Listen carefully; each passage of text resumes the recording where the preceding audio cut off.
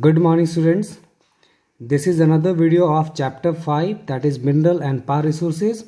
This is a very important chapter for you, and up to now we have discussed about various minerals like manganese, limestone, tin, gold, mica, diamond, salt, etc.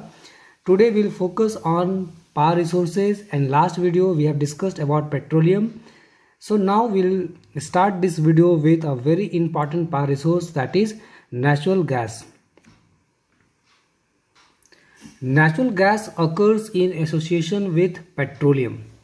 It is used as domestic fuel and to generate electric power. So natural gas हमें petroleum के साथ ही मिलता है. And if we discuss about world distribution, it is found in the North Sea from Lincolnshire to Netherlands, Russia, USA and Indonesia. अगर सबसे बड़े reserve की बात करें पूरे वर्ल्ड में तो रशिया नंबर 1 पे आता है. रशिया में इसका सबसे बड़ा रिजर्व है. India has also adequate amount of reserves available, but हम उनका पूरा ढंग से इस्तेमाल नहीं कर पा रहे हैं. बहुत सारे रीजन्स हो सकते हैं, पॉलिटिकल रीजन्स, या एरिया बहुत डेंस फॉरेस्ट वाला हो, या एरिया ऐसा है जहाँ तक हमारी एक्सेस पूरी अच्छे से नहीं हो पाई है. So distribution in India, the gas resources are not being fully utilise in India. They are found in the offshore oil fields of Gujarat, Maharashtra, Tamil Nadu, Andhra Pradesh and Odisha. Exclusive reserves have been found in Tripura and Rajasthan. So आप देखोगे India के eastern parts, western parts and specially southern parts में इसका अच्छा खासा reserve available है. हम जो घरों में एलपीजी इस्तेमाल करते हैं या जो सीएनजी, कंप्रेस्ड नेचुरल गैस, ये सारे इसी के प्रोडक्ट हैं. तो नेचुरल गैस के बारे में डिस्कस कर रहे हैं, तो इसके कुछ एडवांटेजेस है जिसकी वजह से आज इसकी जो पॉपुलैरिटी है वो इंक्रीज़ हो रही है. बिकॉज इसका जो डिमांड है हमारे डोमेस्टिक मार्केट में बहुत इंक्रीज़ कर रहा है. Natural gas has many advantages and gradually it's use is increasing. It consist mainly of methane and other gases like ethane, propane and butane. आपने हाइड्रोकार्बन्स के बारे में पढ़ा होगा, वो पढ़ाया गया होगा. सो यह पढ़ाया जाएगा, आप उसमें मिथेन, इथेन, प्रोपेन, ब्यूटेन के बारे में सीख सकते हो. It is a source of energy for the industries. Gas-based power plants can be installed faster. इनको बहुत फास्टली इंस्टॉल किया जा सकता है, प्लस पॉल्यूशन बहुत कम होता है. ठीक है. And as the raw material is in the form of gas, so बहुत बल्कि नहीं होगा और कहीं ना कहीं जो वेस्ट मटेरियल है वो भी ऑलमोस्ट नेग्लिजिबल होगा. It is used as a transport fuel. CNG आज दिल्ली जैसे मेट्रोपॉलिटन सिटीज़ में आप देखोगे सीएनजी का इस्तेमाल होता है व्हीकल्स में. डोमेस्टिक फ्यूल की बात करें, एलपीजी हमारे घरों में होता है. Areas with large deposits are called reservoir rocks. It supports the fertiliser industry. Fertiliser industry में भी इस नेचुरल गैस का बहुत ज़्यादा इस्तेमाल है. किसी भी इंडस्ट्री को सेटअप करने के लिए रॉ मटेरियल अवेलेबल होना बहुत ज़रूरी है. और मेनली जो देखा गया है हेवी इंडस्ट्रीज़ में या इंडस्ट्रीज़ में रॉ मटेरियल को प्रॉपरली पहुंचा पाना एक बहुत बड़ा चैलेंज होता है. बिकॉज उसके लिए good communication and proper transport facilities चाहिए. और आपको पता है India is still improving in terms of communication and transport facilities. लेकिन इस गैस को, नेचुरल गैस को हम बहुत ईजिली पाइपलाइंस के थ्रू इवन कंट्रीज से भी बहुत दूर के फार फ्लंग एरिया से भी पहुंचा सकते हैं इंडस्ट्रीज तक. सो आज देखो बहुत सारे गैस पाइपलाइंस पे काम चल रहा है जो आप क्लास 8, क्लास 10 में भी आपको पढ़ने को मिलेगा. सो इस तरह से इसकी जो पॉपुलैरिटी है, यूजेज है, डे बाय डे इंक्रीज हो रही है. Nevertheless increase in the consumption has led to their depletion, but we know that whatever the resources we have, they are not going to last forever. They are in limited quantity. तो आज जब इसकी demand बढ़ी है तो uses बढ़ने की वजह से इसका डिप्लीशन हो रहा है. Burning natural gas can release toxic pollutants also. अगर हम घरों पे एलपीजी का इस्तेमाल कर रहे हैं तो जो काउडंग केक्स है और जो फॉरेस्ट टिम्बर है जिसका हम इस्तेमाल करते हैं, उनसे तो पॉल्यूशन कम हो रहा है. लेकिन जो फर्टिलाइजर इंडस्ट्री है, वेस्ट इंडस्ट्री है, जहाँ पे इसका इस्तेमाल होता है, उसकी वजह से टॉक्सिक पॉल्यूटेंट्स भी हमारे इन्वायरमेंट में आ सकते हैं, जिसकी वजह से अगेन जो पॉल्यूशन है एक बहुत बड़ा मेजर चैलेंज बन जाता है हमारे सामने. तो इसके कुछ एडवांटेजेस भी हैं और डिसएडवांटेजेस भी है. अगर हम एलपीजी की बात करें तो इसने पॉल्यूशन को कम किया है, लेकिन अगर हम फर्टिलाइजर इंडस्ट्री की बात करें या अदर इंडस्ट्रीज की बात करें तो कहीं ना कहीं it is also induced pollution.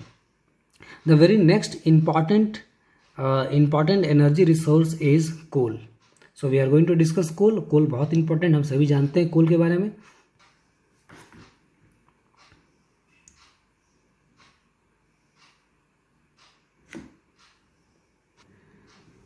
Students, coal is found in the layers of sedimentary rocks. हमने रॉक्स के बारे में प्रीवियस क्लासेस में पढ़ा है. क्लास 7 में भी आपने पढ़ा होगा कि रॉक्स 3 टाइप्स के होते हैं, sedimentary, igneous and metamorphic rocks. Sedimentary rocks में लेयर्स बने होते हैं. इन लेयर्स के बीच में coal is found and they are 4 different varieties of कोल.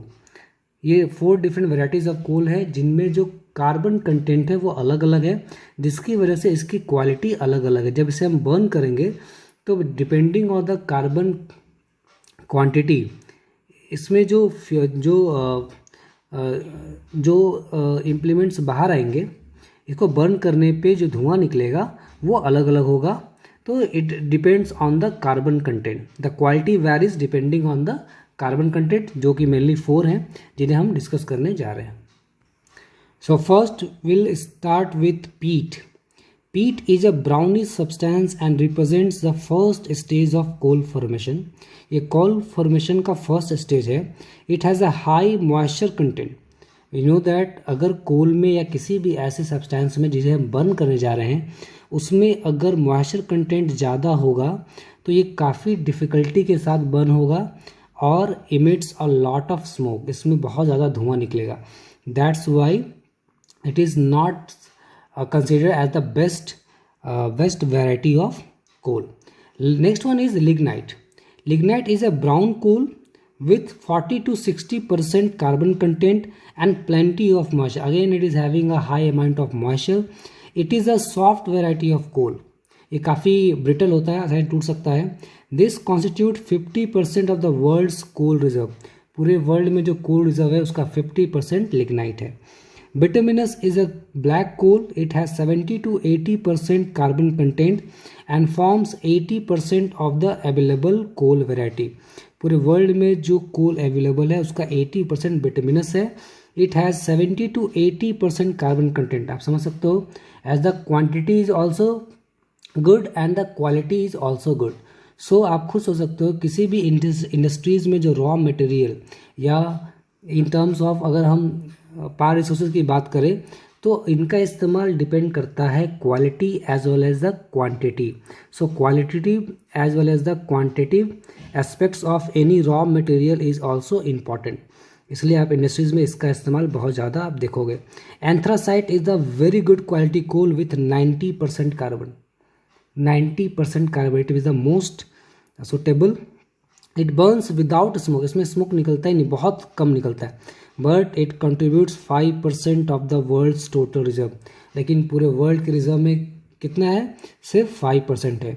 इसलिए अगर इंडस्ट्रीज़ की बात करें तो बिटुमिनस कोल का इस्तेमाल ज़्यादा होना चाहिए because quantity as well as quality is also high. Students, coal is also use for making steel, generating electricity and the chemical industry. Chemical industry में भी है.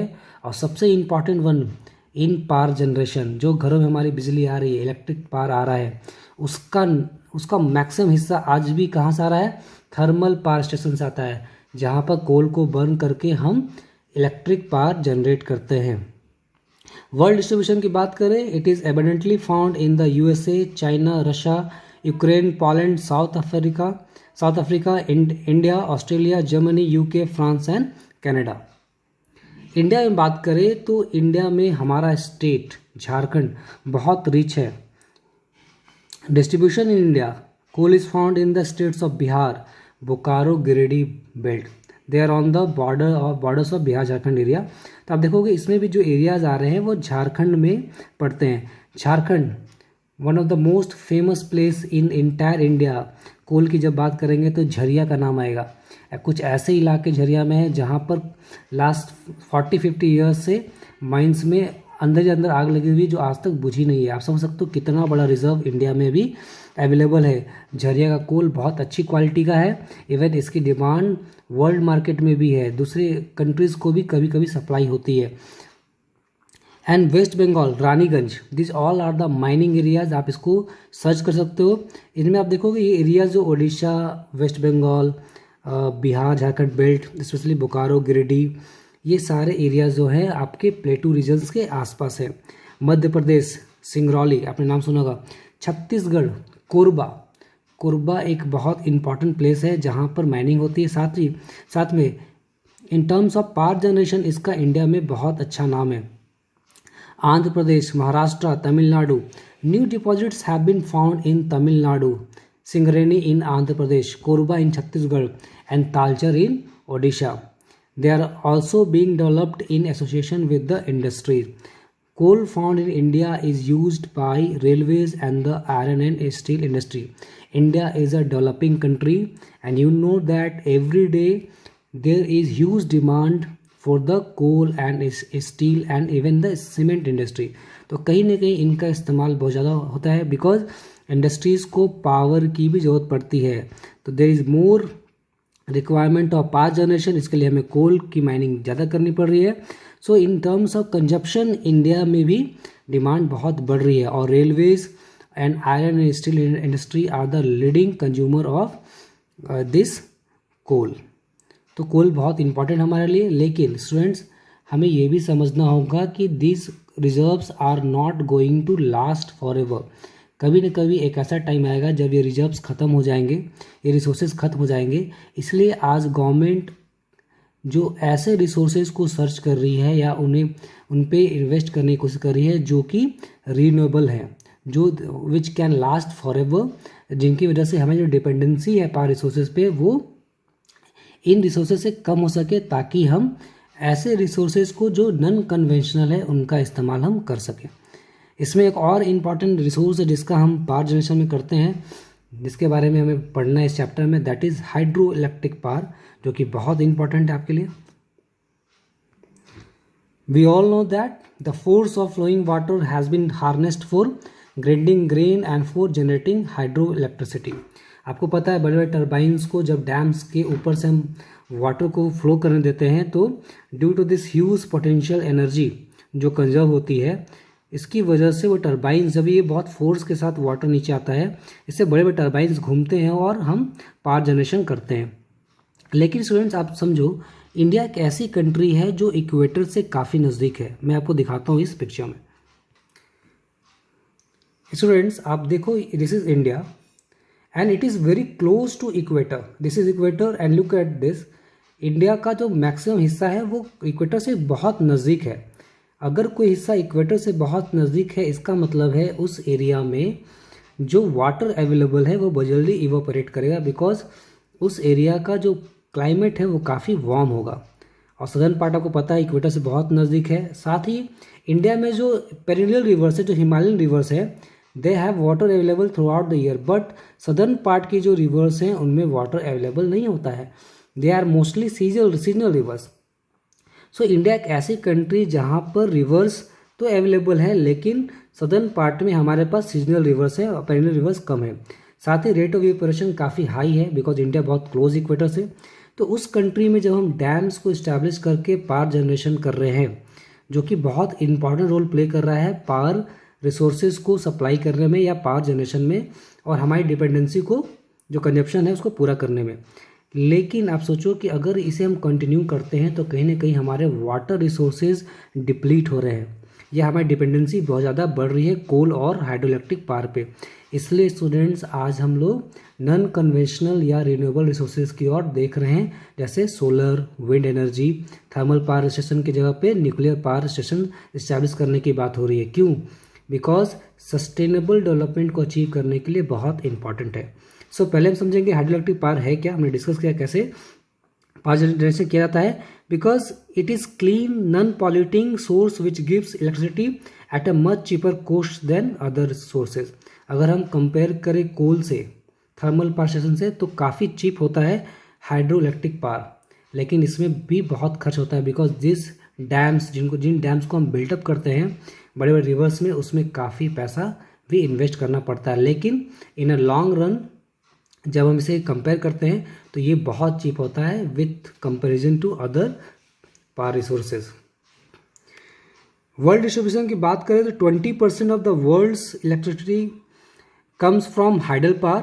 Many developed countries in the world are sustaining their industry on hydropower. बहुत सारी countries है जिनकी economy depend करती है hydel power पे, जैसे Brazil, Paraguay, China, Norway. India की बात करें तो hydel power is developed and generated by several power plants. India में बहुत सारे डैम्स हैं जिनके आसपास पावर प्लांट्स को इस्टेब्लिश किया गया है, जिनमें कुछ तो हमारे झारखंड में के आसपास भी हैं जो बहुत इंपॉर्टेंट है। इनका मैं नाम जा रहा हूँ, भाखड़ा दंगल, डीवीसी। डीवीसी का फुल फॉर्म होता है स्टूडेंट दामोदर वैली कॉरपोरेशन। इसका ये वर्क करता है झारखंड और वेस्ट बंगाल के आसपास। आप इसको सर्च कर सकते हो, डीवीसी का क्या रोल है झारखंड के लिए। Hirakud on Mahanadi river, Rihand, Tungabhadra, Chambal, Kosi, Mahatma Gandhi project situated on जोग फॉल। आपको पता है जोग गरसोपा फॉल जो पुराना नाम था इसका, जो सबसे बड़ा फॉल है इंडिया में, which is in Karnataka. And Shiva Samudram on Kaveri in Karnataka, ये तो आपने पिक्चर्स में भी देखा होगा। There are hydel power projects in the foot hills of Himalaya, in the western Ghats and the Tata hydel agency grade. तो hydel power projects in the foot hills of Himalaya how, because there are many strong streams जो descend करती है हिमालय से, या बहुत सारे ऐसे reverse हैं जो डिसेंड करती है, तो उनमें भी ऐसे हाइडल पावर प्रोजेक्ट्स को बनाया गया है।